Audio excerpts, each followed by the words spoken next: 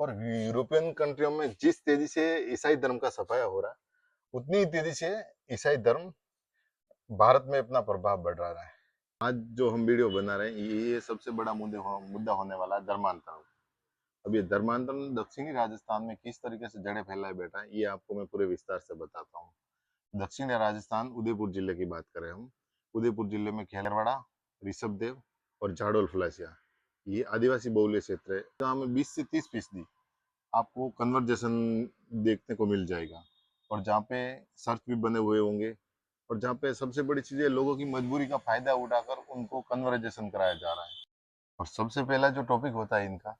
धर्मांतरण के तरीके जो होते हैं, वो किस तरीके से होते हैं मैं बताता हूँ आपको।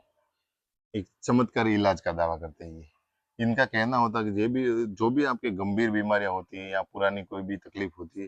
तो वो प्रार्थना के जरिए ठीक करने का दावा करते हैं, और लोगों को प्रार्थना के जरिए जो सर्च होते हैं, इनके सर्चों में इकट्ठे करते हैं, और वहां पे इनको जो इनके धर्म की जो गतिविधि होती है वो सारी कराई जाती है। और इस दूसरा जो टॉपिक होता है इनका, वो होता है आर्थिक प्रबोलन। ये आर्थिक प्रबोलन, आर्थिक जो कमजोरी होती है लोगों की, जैसे उनको खेतों में ट्यूबवेल खुदवाना है, या कोई बच्चों की पढ़ाई का खर्च उठाना है, या फिर कोई जो लोग होते हैं उनके घरों में शादी ब्याह है, थोड़े बहुत नगद पैसे देने, या उनको पैसे देकर, या फिर कोई छोटी मोटी उनको तकलीफ होती है उसको दूर करके, ये उनको इस लालच में डाल के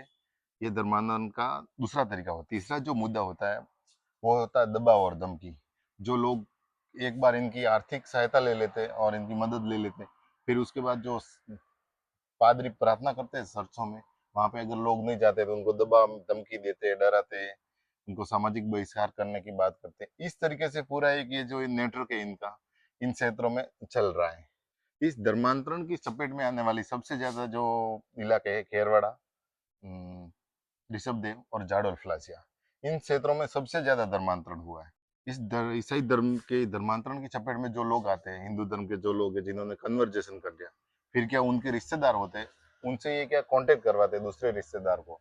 और कांटेक्ट करवाने के बाद भी ये कैसी एक साजिश रचते हैं कि जो हिंदू देवी देवता होते हैं उनको आडंबर बताते हैं, उनको गलत तरीके से पेश करते हैं, और उनका जो माइंड है इस तरीके से पूरा सक्रिय करते हैं कि हिंदू देवी देवता पूरा एक नकारात्मक बताते हैं, और जो ईसाई धर्म है, इन धर्म के जो है, उनको ये एक सही बताते हैं, और एक माइंड जो होता है वॉश करके इन लोगों को धर्म परिवर्तन कराया। ठीक है, ये हिंदू देवी देवताओं को इस तरीके से आडंबर बताते हैं कि जो लोग होते हैं धीरे धीरे उनका जो माइंड होता है वो हिंदू धर्म से हटने लगता है, और हिंदू धर्म से हटने के बाद धीरे धीरे वो कन्वर्जेशन में चले जाते हैं और ईसाई धर्म अपना देते हैं।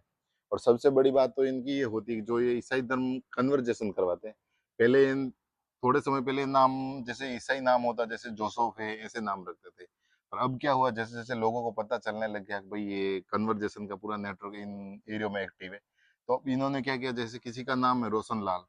तो ये पूरा नाम चेंज नहीं करवाते, पीछे का जो सरनेम होता है वो चेंज करवाते, धर्म का जो कॉलम होता है वो चेंज करवाते। जैसे किसी का नाम है रोशन लाल मीणा, तो ये क्या करते हैं, उसका नाम रोशन लाल सागिया कर देते। जैसे किसी का नाम है हेमराज बिल, तो उसका नाम जैसे हेमराज सागिया कर देते हैं। ये पूरा एक ईसाई धर्म को कन्वर्जेशन कर, लेकिन धीरे धीरे धीरे ये